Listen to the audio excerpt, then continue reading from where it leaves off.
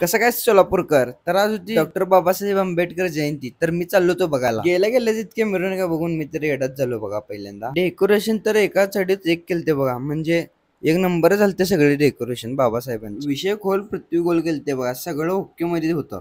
सगळ्यात भारी म्हणजे ना पीव्ही ग्रुपचे केलते बघा, सगळ्या महामानवांचे पुतळे होते, नो भेदभाव. डॉन नंबर 1 वर छकोले आलते बघा, कसला नाचालते.